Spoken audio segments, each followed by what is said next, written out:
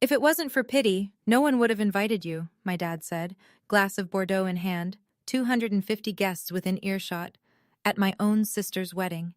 I hadn't spoken to my family in 15 years. When Claire's invitation arrived, handwritten, tucked inside a plain envelope with no return address, I knew this wasn't just a wedding, it was a trial. What my father didn't know, what no one in that room knew, was that the bride was alive that day because of me. And before the night was over, I'd be saving another life at his table. Before I go on, please take a moment to like and subscribe, but only if you genuinely connect with this story. Drop your location and local time in the comments. I love knowing where you're listening from. My name is Evelyn Ouellette. I'm 37 years old, and I'm a Major General in the United States Air Force. Now let me take you back to a Saturday morning in October, the day I drove 3 hours to attend a wedding I almost didn't survive. The invitation sat on the passenger seat of my 12-year-old Ford, propped against a gas station coffee I'd picked up somewhere around Hartford. Claire's handwriting, small, careful, slanting slightly left the way it always had. Please come. I need you there. I drove with the windows cracked. October in Connecticut smells like wood smoke and dying leaves, and something about that particular combination took me straight back to the last time I stood on my father's porch. I was 22. My suitcase was on the steps before I was. He didn't throw it. He placed it there, deliberately, like a period at the end of a sentence. You made your choice. 3 words, 15 years ago. Still louder than anything I've ever heard through a cockpit headset. I pulled off Route 15 near Fairfield and sat in the breakdown lane for 3 full minutes. Checked my mirrors, checked my breathing, looked at my own eyes in the rear view. You've landed helicopters in sandstorms, I said out loud. You can walk into a wedding. The GPS said 7 minutes to Greenfield Country Club. I could see it before I arrived. Stone pillars at the entrance, a marble fountain, ivy climbing the facade like it was apologizing for the building's excess. A valet in a black vest waved me toward the front circle.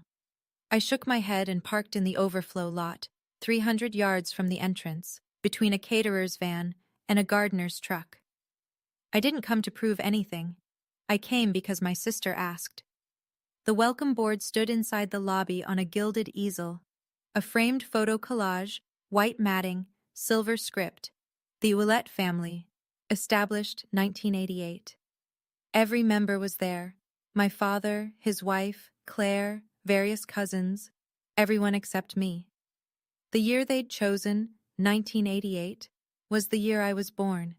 And somehow, I'd still been edited out. To make sense of that welcome board, you'd need to go back to a kitchen table in Westport, Connecticut, 15 years earlier. I was 22, fresh out of a kinesiology degree, holding an acceptance letter from Air Force Officer Training School, like it was a winning lottery ticket. My father sat across from me at the breakfast bar of our 5-bedroom Tudor, the house he'd bought with 20 years of 16-hour days, building Ouellette Insurance Group from a 1-desk office in Bridgeport. I built this company so my daughters would never have to struggle, he said, and you want to fly helicopters. I told him I wanted to save people, that I'd watched my mother spend 3 years in hospitals, and I'd promised myself I'd learn how to pull people out of the worst moments of their lives. That selling homeowners policies in Fairfield County wasn't it for me. He took it personally. He took everything personally. My mother had died when I was 16. Cancer. The slow kind. The kind that lets you watch. My father married Margaret 2 years later. Margaret, who sat in the living room that morning and told Gerald, loud enough for me to hear, "Let her go, she'll come crawling back." She was wrong about that. My father changed the locks that afternoon, removed me from the family health insurance by the end of the week. Every photograph of me in that house disappeared within a month. I know because Claire told me, years later, in whispered phone calls Margaret didn't know about. I left with 1 suitcase, $1,100 in savings, and the clothes on my back. I didn't take a single thing from that house that I hadn't earned. From my old bedroom window on the 2nd floor, Claire, 15 years old, still in braces, watched me go. She was crying. I could see her, and she could see me, and neither of us could do a thing about it. The cocktail hour was already underway when I stepped through the double doors. Crystal chandeliers, champagne towers, actual towers, the kind where the liquid cascades from glass to glass. String quartet playing Debussy in the corner, women in Armani and Diane von Furstenberg, men in custom suits that cost more than my first car. I'd bought my dress on sale. Navy blue, simple cut, no label worth mentioning. It fit well. That was enough. Heads turned. Whispers carried the way whispers do in high-ceilinged rooms, bouncing off marble and landing exactly where they're aimed. That's Gerald's other daughter, the one who left. I thought she wasn't there some kind of falling out? A woman I vaguely recognized from childhood offered a tight smile and moved on before I could place her name. A man with a club pin on his lapel nodded at me, then immediately angled his body toward someone else. My father's social orbit had clear gravitational rules, and I was outside it. I found him across the room, at table 1 naturally. Silver hair swept back, Brioni suit, laughing with a thick-necked man I didn't recognize. Margaret stood beside him in a red dress, pearl necklace resting against her collarbone, one hand on Gerald's arm like she was anchoring a flag to a pole. I remembered what Margaret once told our neighbor, Mrs. Foley, at a 4th of July cookout. Claire had repeated it to me in a midnight phone call. Evelyn couldn't handle the real world, so she ran away to play soldier. I took a glass of Pinot Noir from a passing tray and found my table. Table 22, last one, by the kitchen door. My place card didn't read Evelyn Ouellette. It read Guest of the Bride. Table 1 had white roses and orchids. Table 22 had silk flowers. Not even good silk. The bartender, a kid in his 20s with kind eyes, caught me standing alone and poured a generous glass. "Whoever put you at table 22 doesn't know what they're missing," he said. I almost laughed. I heard her before I saw her, the rustle of tulle, the sharp click of heels moving faster than any bride should on her wedding day. "You came," Claire's voice cracked on the second word. "Oh God, you came." She hit me like a wave. Arms around my neck, face buried in my shoulder, the scent of jasmine perfume and hairspray, and something underneath that was just Claire. The little girl who used to climb into my bed during thunderstorms. She was wearing Vera Wang, off-the-shoulder cathedral train, hand-sewn beading that caught the light like scattered stars. She was beautiful. She was also shaking. "Dad doesn't know I sent the invitation," she whispered, pulling back just enough to look at me. Her eyes were the same green as our mother's. Margaret found out and tried to stop it. I told her I'd cancel the entire reception if she interfered. "Claire, no, listen to me." She gripped both my hands. "I have something planned tonight. Trust me. Just stay. No matter what Dad says, please stay." I searched her face for an explanation, but she gave me none. There was something behind her eyes, not anxiety exactly, something closer to resolve. David appeared beside her, the groom, tall, steady-looking, with the kind of quiet confidence that doesn't need a loud room. He extended his hand. "Claire told me everything," he said. "It's an honor, Evelyn." Everything. The word snagged on something in my chest. What exactly had Claire told him? She squeezed my hands one last time. "You're the reason I'm standing here today, Ev. And tonight, everyone will know." Before I could ask what she meant, her maid of honor pulled her away for photos. I caught one last detail as she turned, the inside of her wedding band, where most brides engrave a date or initials. Claire's ring had a single word: Phoenix. It meant nothing to me then. It would mean everything by midnight. Gerald found me 17 minutes into cocktail hour. I'd been counting. He was holding a glass of something amber. Bourbon, probably. The Pappy Van Winkle he always favored at events. And he wasn't smiling. He crossed the room with the stride of a man who owns the building, even though he didn't. He just owned the people in it. No greeting, no handshake, no, "It's been a long time."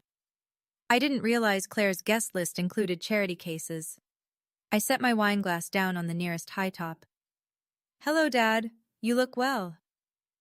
You have some nerve showing up here. His voice dropped to a register meant only for me, but his eyes scanned the room to make sure we had an audience. If you embarrass this family tonight, I'll make sure Claire regrets inviting you.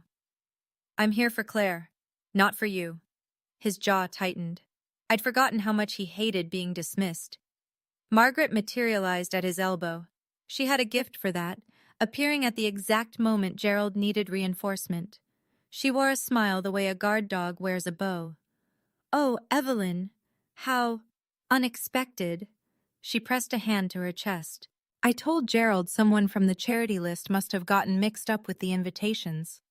I let the line land without flinching. Years of flight training teach you that. When turbulence hits, you don't jerk the controls. You hold steady and ride through. Gerald leaned closer. "Claire has a trust fund, an apartment on Chapel Street, her car, half this wedding. All of it runs through me." He paused, letting the math settle. "You want to test how far that goes?" There it was, the same playbook, 15 years later. Money as leash, love as currency, control disguised as generosity.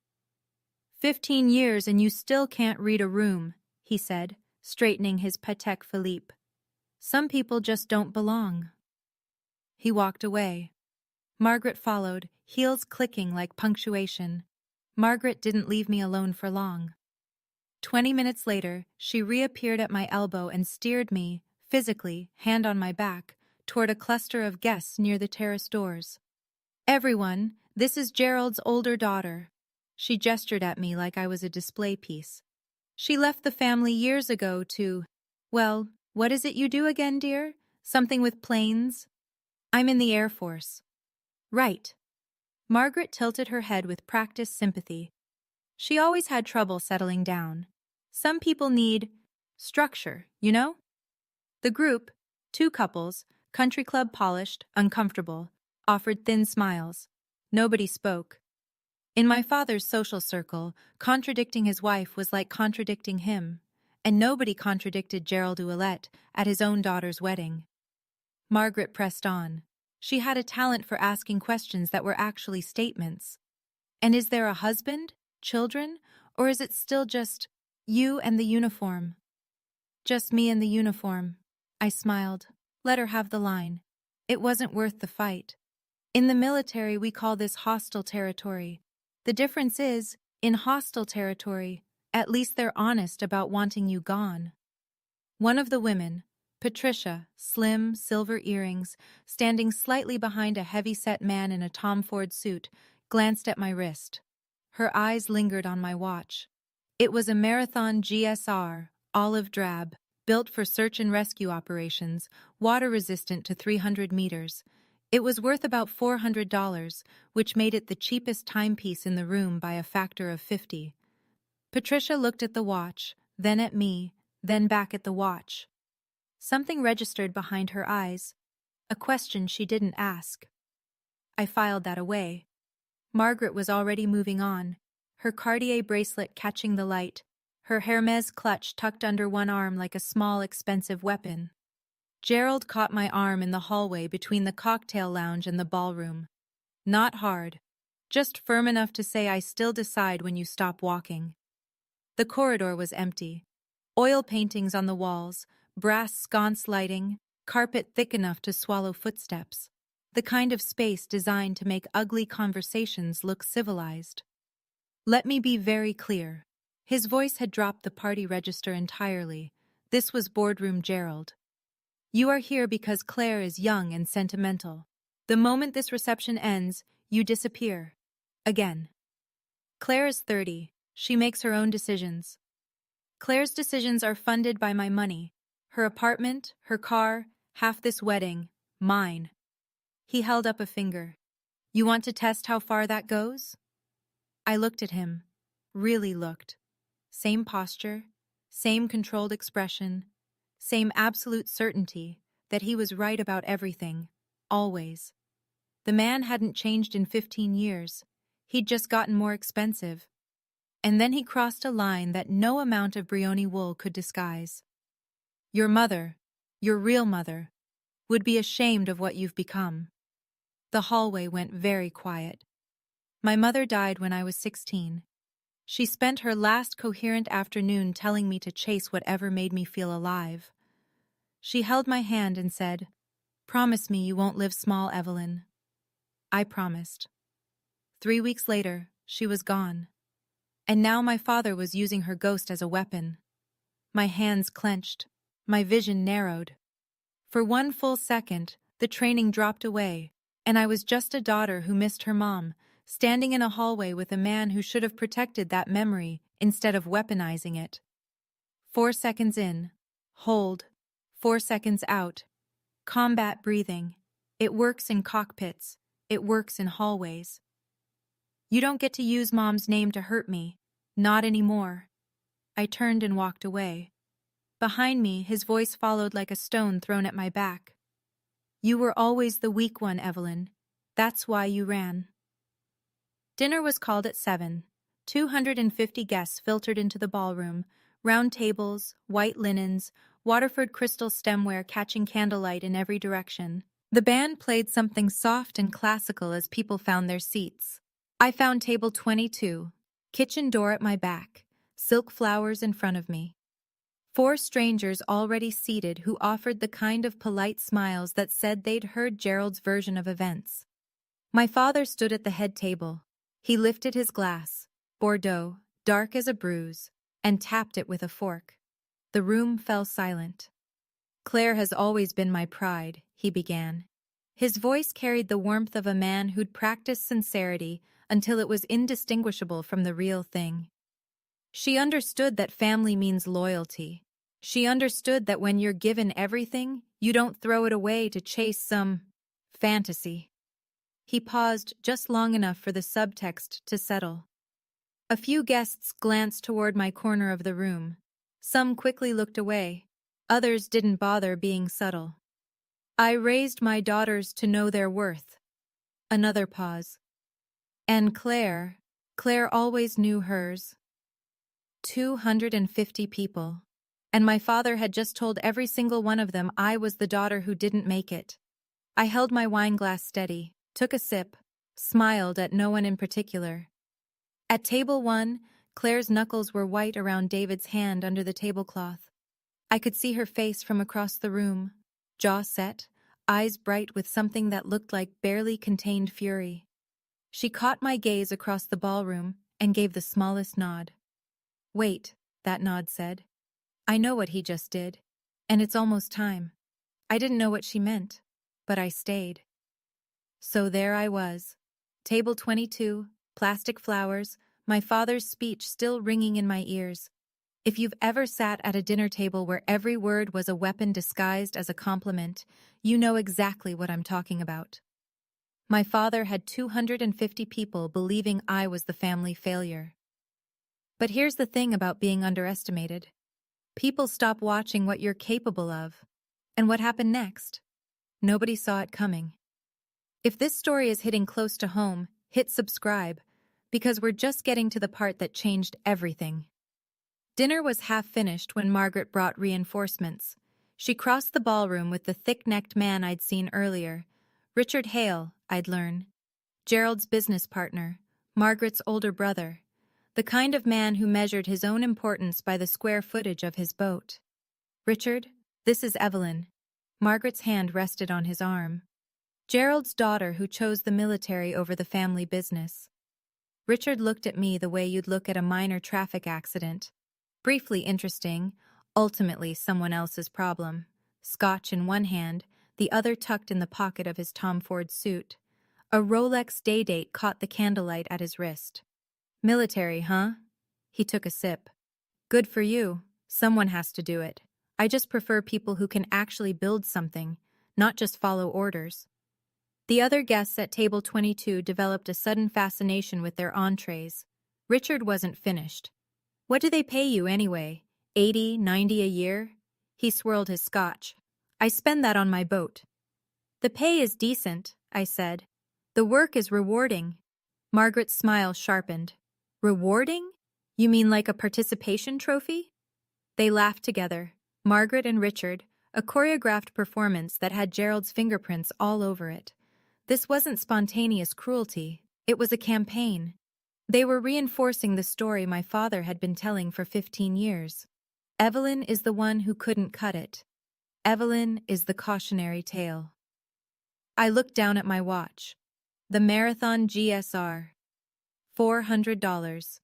Built for rescue operations in conditions that would kill a Rolex in 12 minutes. Richard caught me looking. "Nice watch," he said. "Very practical." "No offense, sweetheart, but the real world doesn't run on salutes," he added, leaning back. "It runs on balance sheets." I took a sip of wine and said nothing. Some battles aren't worth fighting. Not yet. Gerald arrived at table 22 as if on cue. The three of them now stood around my chair like a tribunal. Gerald on my left, Margaret behind me, Richard across the table, leaning forward on his elbows. "I see you've met my business partner." Gerald clapped Richard's shoulder. "Richard, Evelyn here thinks flying helicopters is a career." "Hey," Richard shrugged. "At least she's not asking for money, right?" They laughed. I didn't. Patricia, Richard's wife, the woman who'd studied my watch during cocktails, sat 2 seats away.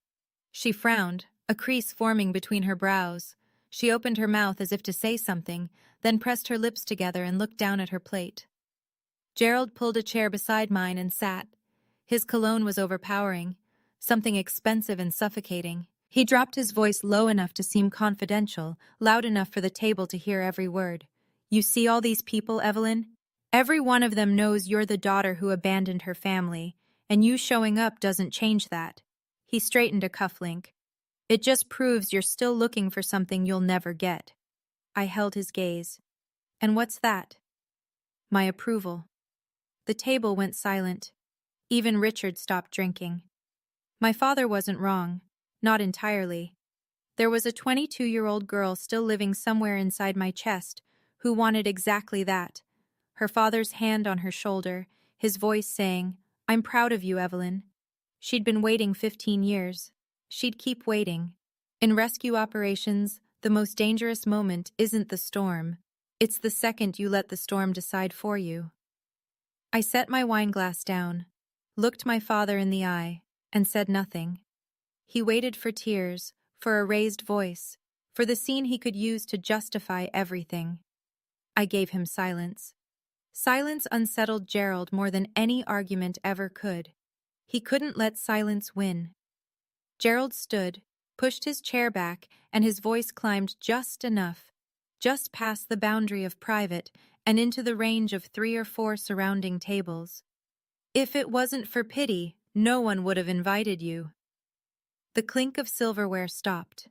Conversations at nearby tables died mid-sentence. A waiter carrying a bread basket froze 3 steps from the kitchen door. At table 19, a woman put her hand over her mouth. At table 20, an older man in wire-frame glasses looked at Gerald and slowly shook his head. Margaret, standing behind me, didn't intervene. She touched Gerald's arm, the gesture of a woman who wanted to appear concerned while making sure the performance went on. Richard shifted his weight. "Gerald, come on," he murmured. But he didn't defend me. He just looked at his shoes. I lifted my wineglass, took a sip, and smiled. 15 years ago, those words would have broken me. I would have cried, grabbed my coat, driven home blinded by tears, and spent the next decade trying to convince myself it didn't matter. 15 years ago, I was 22 and terrified and alone. I wasn't 22 anymore. "Funny thing about pity," I said, just loud enough for our table. "The people who give it usually need it the most." Gerald stared at me. He'd expected tears. He'd expected surrender. My calm unnerved him more than anger would have. His mouth opened, closed, opened again. For the first time in 15 years, my father had nothing to say. I held his gaze, sipped my wine, let the moment land. From across the ballroom, I saw Claire rise from the head table. She leaned into David's ear. He nodded. She smoothed her dress, squared her shoulders, and began walking toward the stage, toward the microphone. My father had just delivered his closing argument. He didn't know the defense hadn't started yet. I excused myself before the entree plates were cleared. Nobody at table 22 protested. The ladies' room at Greenfield Country Club was nicer than most apartments I'd lived in during my 20s. Marble vanity, brass fixtures, hand towels folded into fans, a basket of Aesop products arranged like a still life. I locked the door, leaned against it, and looked at myself in the mirror. My eyes were red. Dry, but red. 15 years of military discipline meant the tears didn't fall. They collected somewhere deeper, in a place I didn't visit unless I was alone and the door was locked. I looked at my hands. The right one carried a scar across the knuckles, a souvenir from pulling a crew chief out of a shattered fuselage in Bagram, Afghanistan, 6 years ago. Hydraulic metal had torn through my flight glove. I'd barely noticed until the medic pointed out I was bleeding. Those hands had saved people. Tonight, they were shaking. I thought about leaving. My keys were in my clutch. 30 steps to the parking lot. 3 hours back to my apartment near Patrick Space Force Base. I could be on I-95 before anyone noticed the empty chair at table 22. Why did I come? What did I think would happen? That he'd see me, 15 years older, and say I'm sorry? I thought about my officer training school graduation. I'd scanned the crowd 4 times, certain my father would be in the back row, that the anger had passed, that he'd show up the way fathers do. The seat stayed empty. Afterward, my drill instructor pinned the gold bar on my shoulder and said, "Your family's lost, Lieutenant. I've pulled soldiers from burning aircraft. I've landed in zero visibility. But my father's voice in a banquet hall, that's the turbulence I've never trained for." My phone buzzed against the marble countertop. A text from Colonel Diane Webb, my commanding officer, my mentor, the woman who taught me to fly night missions over the Hindu Kush when I was 26 and still flinching at every shadow. "Heard you're at that wedding. Remember who you are, General. We're proud of you." I read it twice. Diane Webb had been a captain when I was a lieutenant. She'd written every recommendation letter that moved me from cockpit to command. She'd called me at 2 a.m. after my first combat rescue and said, "You did good, Willette. Now get some sleep. You've earned it." She didn't know my father. She knew what mattered. That I showed up, that I flew, that when someone was drowning or burning or bleeding, I was the one in the helicopter. I looked at the mirror again. Same eyes, same scar on my knuckles, same woman. 4 seconds in, hold 4. 4 seconds out.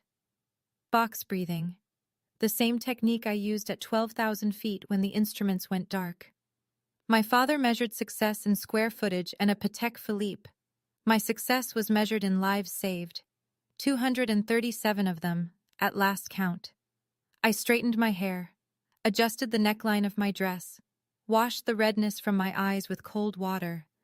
I am not the girl he kicked out 15 years ago. I am Major General Evelyn Ouellette, and I don't leave missions unfinished. I opened the door and walked back toward the ballroom. Not because my father might apologize. He wouldn't. Not because the evening might improve. It probably wouldn't. Because Claire asked me to stay. And in 15 years of service, I've never once abandoned someone who asked for my help. Gerald noticed my return. I could tell by the small, satisfied twitch at the corner of his mouth, the expression of a man who believed he'd won. He whispered something to Margaret. She covered her smile with her wineglass. I imagined the narrative forming in real time. "See? She went to the bathroom to cry. She's fragile. She always was. Let them think that." I sat down at table 22 and placed my napkin across my lap with the kind of deliberate precision that comes from years of mess hall etiquette drilled into you by senior officers who believed civilized meals built civilized leaders. I picked up my fork, took a bite of the salmon. It was actually quite good. Something had shifted, and the people around me could feel it, even if they couldn't name it. I wasn't slumped. I wasn't avoiding eye contact. I was sitting the way I sit in a command briefing, spine straight, shoulders level, chin parallel to the ground. This wasn't etiquette. It was posture built by 15 years of standing in front of colonels and brigadier generals and senators who could end your career with a phone call. At the next table, An older man watched me. White hair, trimmed mustache, the kind of tan you get from years of outdoor work. He sat upright in a way that echoed my own, a posture civilians don't carry. He studied me for a long moment, then leaned toward the woman beside him. "Watch her, Dorothy." His voice was low but carried. "That's Officer Baring, and not low rank either." I didn't hear him say it. I wouldn't learn about Thomas Brennan until later. But something in his expression, when our eyes met briefly, a nod, slight and knowing, told me I wasn't entirely alone in this room. Not every ally announces themselves. Some just recognize the uniform, even when you're not wearing it. Thomas Brennan waited until Gerald's group had migrated back to Table 1 before he approached. He was 68, maybe 70. Hard to tell with men who've spent decades on flight lines and runways. Broad-shouldered, deliberate movements, the kind of handshake that said he'd spent his career gripping throttles and saluting flags. "Thomas Brennan," he said, pulling out the empty chair beside me. "Retired Colonel, Air Mobility Command, 28 years. Evelyn Ouellette." He sat down, and his eyes went straight to my wrist. "That's a Marathon GSAR." It wasn't a question. "Rescue wing?" I felt something loosen in my chest, the small involuntary relief of being recognized by someone who speaks your language. "You know your watches, Colonel." "I know my people." He folded his hands on the table, the way officers do when they're choosing their next words carefully. "And whoever seated you at table 22 made a serious miscalculation." We talked for 4 minutes. He didn't ask my rank directly. That would have been forward, even by military standards. But I noticed the shift in his register midway through the conversation. He stopped calling me Miss Ouellette. He started calling me ma'am. In the Air Force, that word carries weight. A retired colonel doesn't call you ma'am unless he believes you outrank him. He stood, extended his hand, firm grip, eye contact, 3-second hold. Military handshake. The kind you give to someone who's earned the same calluses you have. "I don't know your rank, and you don't have to tell me," he said quietly. "But I know enough to say this table doesn't suit you, ma'am." He returned to his seat. Dorothy, his wife, glanced at me with a look that was equal parts curiosity and respect. I turned my watch over on my wrist. On the back, beneath the serial number, a small engraving, USAF. Thomas had seen it, and he understood exactly what it meant. The maid of honor speech came between the entree and dessert.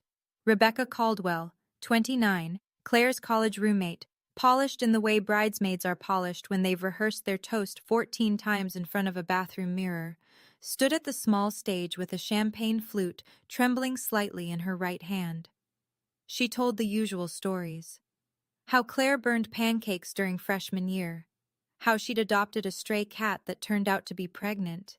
How she'd once driven 4 hours in a snowstorm to bring Rebecca soup during a breakup. Then Rebecca's voice changed. 7 years ago, I almost lost Claire." The room went still. She drove off Millstone Bridge in a rainstorm. Her car went over the guardrail and into the river. Rebecca paused, steadying herself. She was trapped underwater for 11 minutes. Her lungs filled. She stopped breathing. At table 1, Gerald looked down at his plate. He knew about the accident. Of course he did. But it was the kind of thing he never discussed.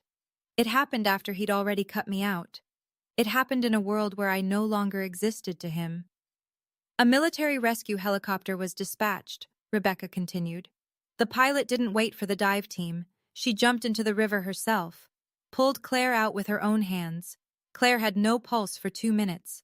That pilot performed CPR on the riverbank, in the rain, alone, until Claire started breathing again." Rebecca looked up.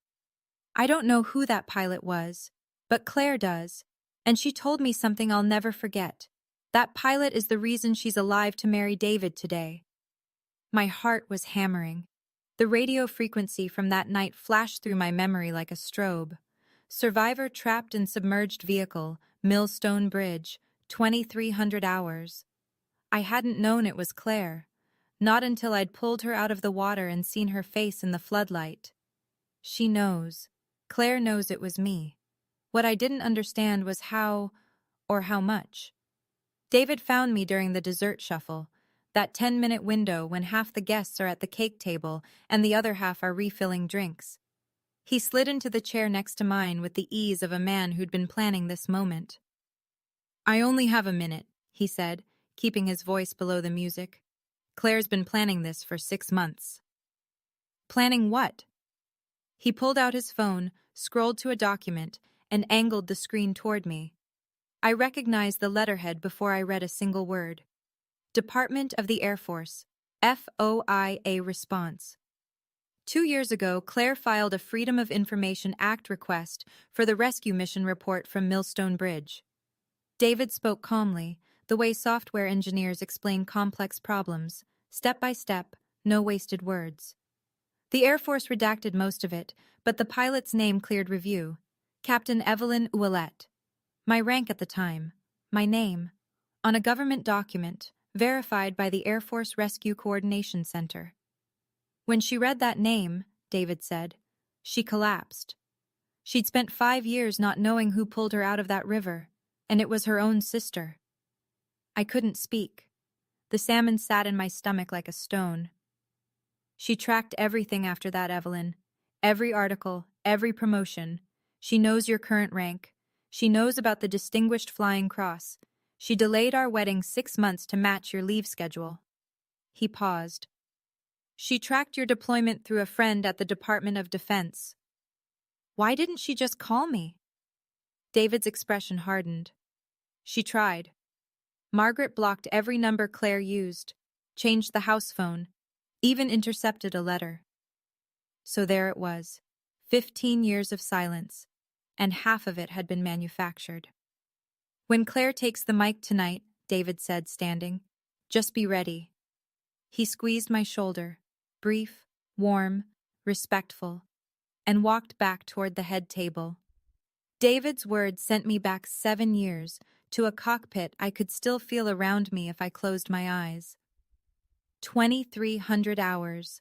Rain hitting the windscreen of the HH-60 Pavehawk so hard the wipers were useless. My co-pilot, Lieutenant Graham, reading coordinates off the GPS, while our para-rescueman checked his harness in the cabin behind us. Dispatch. Civilian vehicle off Millstone Bridge, submerged in 8 feet of water. Driver trapped. Local fire responding, but no dive team on scene for 20 minutes. 20 minutes was too long. Water temperature, 41 degrees. Survival window with submerged lungs, 6, maybe 7 minutes. I made the call. I unclipped my flight vest, handed control to Graham, and jumped. The water was black and freezing and tasted like diesel. I found the car by feel, passenger window shattered, current pushing debris against the frame. I reached inside, found a shoulder, an arm, a seatbelt, jammed. I pulled my rescue knife and cut the strap. I dragged the body to the surface and kicked toward the bank, laid her on the mud, tilted her head back, checked for breathing. Nothing. Checked for pulse. Nothing. I started compressions. 30 pushes, 2 breaths. 30 pushes, 2 breaths. The rain was in my eyes. My hands were numb. I counted out loud, because counting kept me focused, and focused kept her alive. On the 3rd cycle, the floodlight from the helicopter swept across us, and I saw her face for the first time. Claire. I didn't freeze. Training doesn't let you freeze. But something inside me cracked. A fissure that ran from my sternum to my spine, and I have never fully repaired it. She coughed at 2 minutes and 14 seconds. The most beautiful sound I'd ever heard. I saved 237 people in my career. Claire was number 112. The only one I cried for. I never told anyone. I filed my report. Captain Evelyn Ouellette, mission number 4471-RC, and flew the next morning. That's the job. You don't use rescues as leverage. You don't trade saved lives for family reconciliation. You just fly. She was number 112, and for 7 years I never told a soul. I kept flying, kept pulling strangers from wreckage, kept pretending that one rescue didn't rearrange something fundamental inside me. If you've ever done something extraordinary for someone who never knew, or someone who did know but couldn't say thank you, drop Silent Hero in the comments. Now, back to that country club, because Claire had the microphone, and she was about to blow the roof off my father's carefully constructed lie. The band stopped playing at 9:15. Claire stood on the small stage at the front of the ballroom, spotlight angling down on her Vera Wang like she'd been placed there by a cinematographer. The microphone trembled slightly in her hand, the only sign that the woman up there was terrified.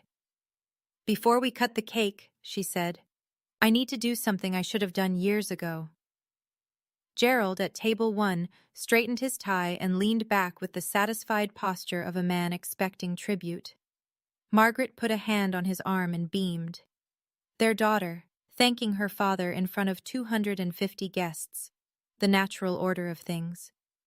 "Most brides thank their parents for raising them," Claire continued. Her voice was steadier now, finding its footing. "I will thank my father, but not for the reasons he expects."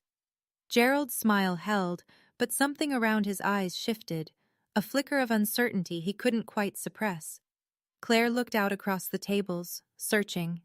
Her gaze swept past the champagne towers, past the centerpieces, past the clusters of guests with their coffee cups and cake forks, until she found me.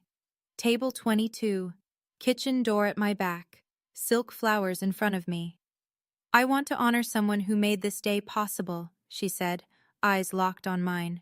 "Someone in this room who most of you don't know. Someone my family tried to erase." A murmur rippled through the ballroom. Gerald's jaw tightened. Margaret's hand tightened on his arm. "Daddy, you taught me loyalty," Claire said, still looking at me. "But you taught my sister something more important. You taught her that some people are worth saving, even when they don't save you back." Her voice broke on the last word. "I need to tell you about the night I almost died." The ballroom was so quiet I could hear the kitchen staff stop washing dishes behind me. 7 years ago, Claire said, I drove off Millstone Bridge in a rainstorm. My car sank in the Connecticut River. I was trapped underwater for 11 minutes. My lungs filled with water. I stopped breathing. She wasn't reading from notes. She knew every word by heart.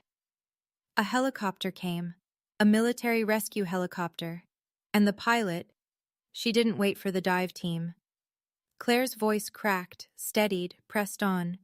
She jumped into the river herself, into 41-degree water in the dark. She pulled me out with her own hands. At table 1, Gerald stared at his daughter. His face had gone very still, the expression of a man watching a building collapse in slow motion. I had no pulse for 2 minutes, Claire said. She performed CPR on the riverbank, in the rain, alone. She saved my life. 250 people held their breath. For 5 years, I didn't know who she was. The Air Force wouldn't release the pilot's name. Operational security. Claire reached behind the podium and produced a craft paper envelope. She held it up so the room could see the letterhead. Department of the Air Force. Freedom of Information Act response. 2 years ago, I filed a FOIA request, and I got this letter. She opened the envelope, held the document at arm's length so the official seal was visible even from the back tables. The pilot's name was Captain Evelyn Ouellette. She looked at me. My sister. The gasp moved through the room like a physical wave, table by table, breath by breath. A woman at table 8 covered her mouth. A man at table 14 gripped his wife's hand. Gerald stood perfectly still, mouth open, no sound coming out. Margaret's hand fell from his arm. My father kicked out the woman who saved my life, Claire said, and for 15 years, she never said a word about it. Claire wasn't finished. After the rescue, Evelyn kept serving. Her voice had found something beyond steadiness now, a resonance that filled the room the way certain truths do when they've been held too long. She kept flying. She kept saving people. She looked down at a printed page. I could see the USAF seal from across the room, the blue and white letterhead of an official biography. Major General Evelyn Ouellette. Claire read each word like it was a declaration of war against every lie our father had ever told. Commander, 920th Rescue Wing, Patrick Space Force Base, Florida. Recipient of the Distinguished Flying Cross, the Air Medal with 3 oak leaf clusters, and the Humanitarian Service Medal. She lowered the paper. 237 confirmed rescues. The number landed like a detonation. I heard someone whisper, 237? And the question echoed outward until it became a murmur, then a rumble. Claire turned to face me across the ballroom. She stood straight, straighter than I'd ever seen her stand. She lifted her right hand to her forehead. To Major General Evelyn Ouellette, the bravest person I know, and the best sister I could ever have. The salute was imperfect. Her fingers were slightly spread, her angle too steep. A civilian's attempt at something she'd only seen in movies. It didn't matter. It was the most precise gesture I'd ever witnessed. I stood, slowly. The chair scraped against the floor and 250 heads turned to table 22. Silence. Then Thomas Brennan pushed back his chair and rose. His salute was textbook, crisp, exact, 30 years of muscle memory in a single motion. His wife Dorothy stood beside him. A man at table 12, another veteran I'd later learn, stood next. Then another. Then another. The applause began with a single pair of hands and spread like a lit fuse across the room. People stood, one by one, then in clusters, until the entire ballroom was on its feet. I've received medals from generals. I've been saluted by colonels. Nothing in my career has ever meant more than my little sister, in her wedding dress, saluting me from a stage. Gerald stood in the middle of the standing ovation like a man caught in a riptide. His face had gone the color of old chalk. 250 people, his friends, his business partners, his neighbors, his church congregation, had just learned that he'd disowned a major general, a war hero, the woman who'd pulled his own daughter from a river. Margaret tried first. She leaned toward the nearest guest and offered a shaky smile.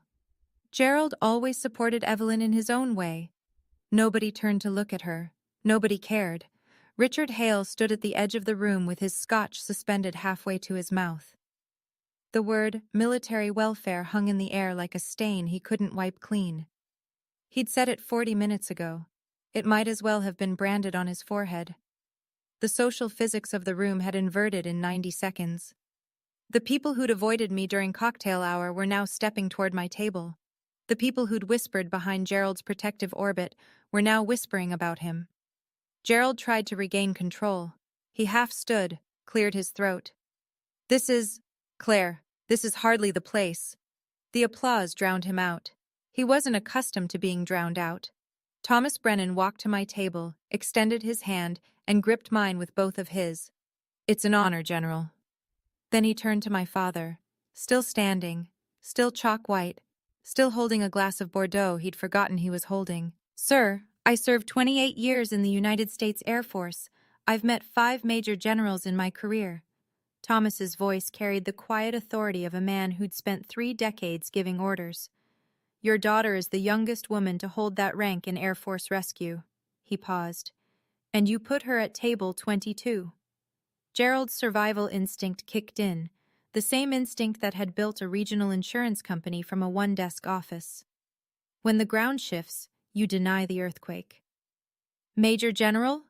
He forced a laugh that convinced no one. Please. She probably inflated her resume. She was always good at exaggerating. David had been waiting for exactly that. He walked to the side of the stage, opened a laptop he'd placed there earlier in the evening, before the ceremony, before the cocktails, before Gerald had even arrived, and connected it to the venue's projector. The screen behind the cake table filled with light.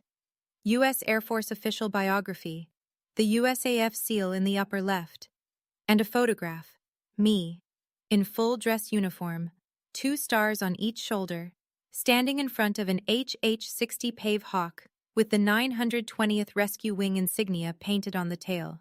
David read from the screen with the calm precision of a man who'd rehearsed this 6 times.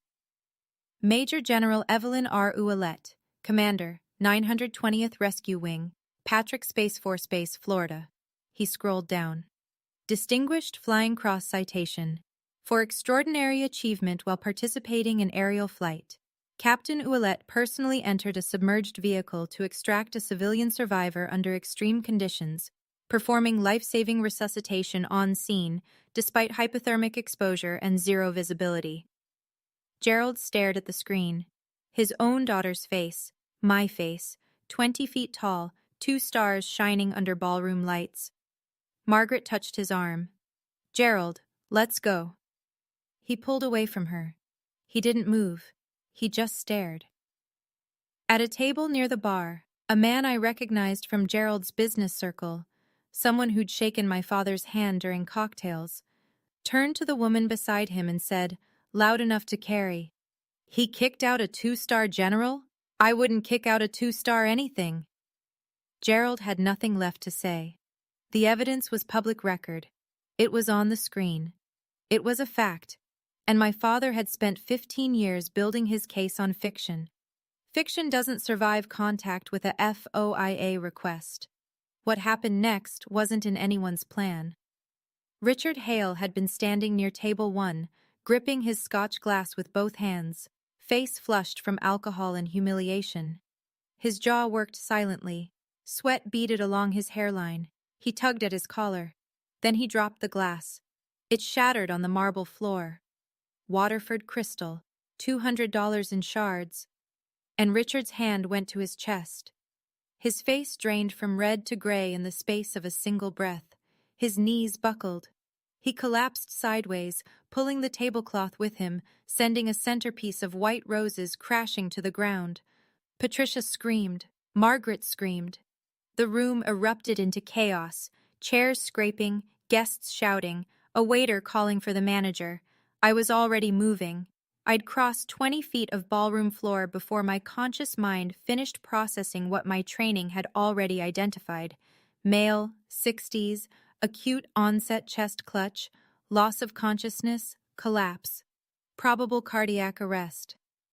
I dropped to my knees beside Richard, tilted his head back, checked his airway, put 2 fingers on his carotid. Nothing. No pulse. No breath. "Somebody call 911, now."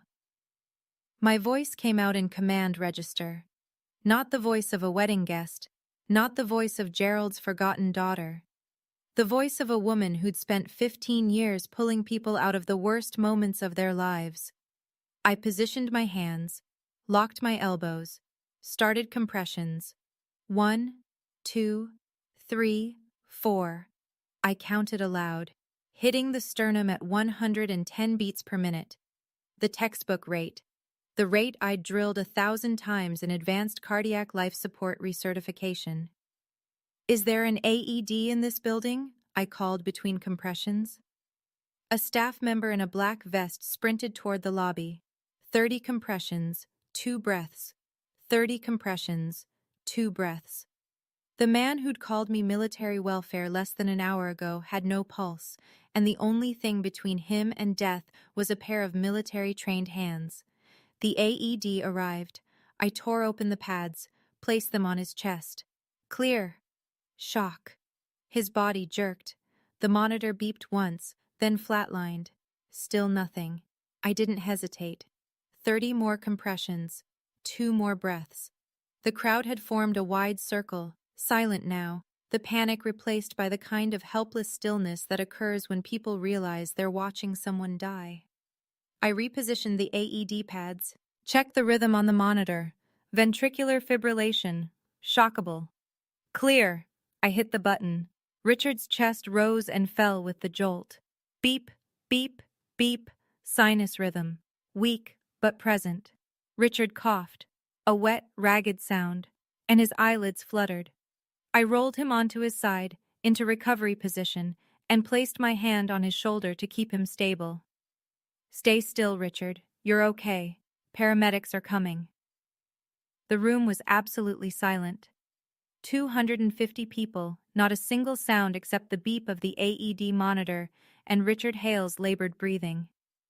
The paramedics arrived 6 minutes after the 911 call. 2 EMTs and a medic with a stretcher. They assessed Richard quickly, vitals stabilizing, consciousness returning.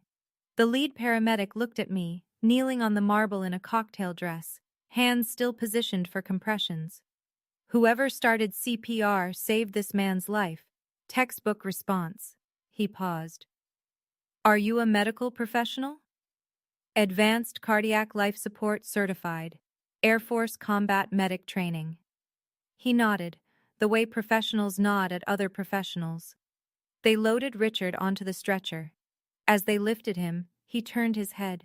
His eyes found me. The man who'd spent an hour mocking the military was looking at the military-trained woman who'd just restarted his heart. His face crumpled. I'm sorry, he whispered.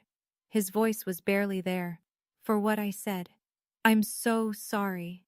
Margaret stood beside the stretcher, mascara streaked, watching her brother cry. She looked at me. The contempt was gone. In its place was something she probably couldn't name. Gerald stood 5 feet away, arms at his sides, mouth open. 15 years of narrative, gone in 6 minutes of CPR. Don't apologize, I told Richard. Just breathe. That's all that matters right now. The paramedics wheeled Richard out through the service entrance. The ballroom lights seemed brighter now, or maybe I was just seeing more clearly. My dress had a crease at the knee from kneeling. My hands were still warm from compressions. 250 people stared at me. Claire appeared at my side and held out the microphone. I shook my head once. She pressed it into my hand and whispered, "Please." I looked at the mic. I'm not a speaker. I'm a pilot. I give orders over radio frequencies and briefing rooms, not ballrooms. But Claire's face told me this wasn't about speeches. I took the microphone. I didn't come here tonight for recognition. My voice was steadier than I expected. I came because my sister invited me. The room listened. I've spent 15 years serving people I've never met, pulling them from water, from fire, from wreckage. I would have served my family too, if they'd let me. I found Gerald in the crowd. He hadn't moved from his spot near table 1. His Bordeaux sat untouched. His Brioni suit looked like it belonged to someone else. Dad, I forgive you. I held his gaze. Not because you've asked, but because I need to. Carrying resentment doesn't suit me. It never did. He blinked, said nothing. But I want you to understand something. I didn't fail. I chose differently, and that choice has saved 237 lives, including your daughter's. I set the microphone on the nearest table, didn't linger, didn't wait for a response. I don't need your approval to know my worth, I said. Without the mic now, just my voice in a quiet room. But I do hope, for Claire's sake, that one day you'll learn to measure people by what they give, not what they owe you. The ovation was louder this time, longer. Gerald stood in the center of it, surrounded by applause, and didn't clap once. What happens when 250 people recalibrate at the same time isn't dramatic. It's quiet. It's a shift in foot traffic, the direction people drift when they're choosing who to talk to. They drifted toward table 22. A woman from the country club set pressed my hand and said she'd had no idea. A couple from Gerald's church told me their son had served in the Marines. A teenager with braces asked if I'd really flown helicopters in sandstorms, and for the first time all night, I laughed. Thomas Brennan introduced me to a man named Hamilton Reed, silver-haired, firm handshake, the kind of calm that comes from running large organizations. He was chairman of the Veterans Charitable Foundation, a nonprofit based in Hartford. General, we've been looking for an honorary chair for our annual gala, Hamilton said. Someone with operational experience and, frankly, the kind of integrity this room just witnessed. Would you consider it? I'd be honored. Thank you. Across the room, Gerald stood in the corner that used to be his stage. His business associates, the men who'd laughed at his jokes during cocktails, who'd nodded along during his toast, now kept a careful distance. One of them, a man in wireframe glasses I'd seen at table 20, pulled Gerald aside. I couldn't hear the words, but I saw Gerald's face. Whatever was said, it wasn't congratulations. Margaret sat alone at the head table, makeup ruined, staring at the tablecloth. The narrative she'd spent a decade constructing, Evelyn the failure, Evelyn the runaway, Evelyn who plays soldier, had dissolved in 30 minutes. Patricia Hale found me near the bar. Her eyes were red. "Thank you for saving my husband." She gripped my hand with both of hers. "And I'm sorry for all of it." For the first time all evening, Gerald Ouellette was seated at the metaphorical table 22.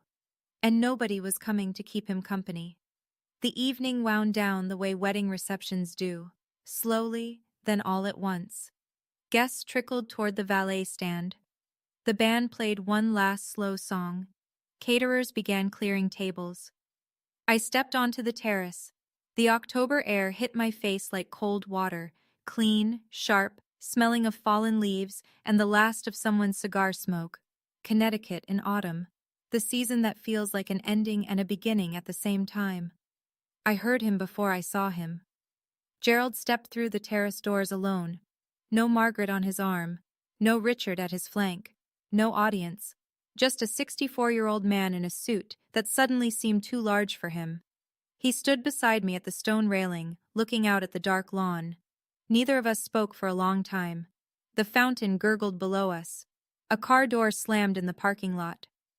I was wrong. 3 words. 20 seconds of silence before them. He said them the way men like my father say things they've never said before. Quietly, stiffly, as if each syllable cost him something he'd been hoarding for years. "I know," I said. He gripped the railing. His knuckles went white. "Your mother, your real mother. She would have been proud." His voice broke on proud, not theatrically, just a hairline fracture in the register, the sound of a foundation shifting after too many years of pressure. "She would have been proud of both of us, Dad, if we'd given her the chance." He was quiet again. The fountain filled the silence. "Can we start over?" I looked at him, really looked. The silver hair, the lines around his mouth, the Patek Philippe that suddenly looked like just a watch. "I'm not sure we can start over, but we can start from here, with honesty." He nodded. He didn't reach for me, and I didn't reach for him. We weren't there yet. Maybe we'd never be. "I'll call you," he said. "If you'll answer." "I'll answer." "I don't need you to be the father you weren't, Dad. I need you to be the father you can still become. For Claire." I paused. "Maybe someday, for me." He stayed on the terrace. I walked inside. The distance between us was smaller than it had been that morning, not by much, but enough. Claire caught me in the lobby, halfway to the door. Her cathedral train was bunched over one arm. Her mascara was wrecked. Her veil was gone, lost somewhere between the toast and the CPR, probably trampled under a paramedic's boot. She was grinning like she'd won something bigger than a wedding. "Ev, wait." She pulled a canvas tote bag from behind the coat check counter. She'd hidden it there before the ceremony, she told me later, and pressed it into my hands. "I need to show you something." Inside was a scrapbook, handmade. Thick paper, glue stick edges, the slightly crooked layouts of someone who loved the work more than the result. I opened it. The first page, a local newspaper clipping from 7 years ago. Unnamed Air Force pilot saves drowning victim at Millstone Bridge. The pilot's name was redacted. Claire had circled the headline in red marker. I turned the pages.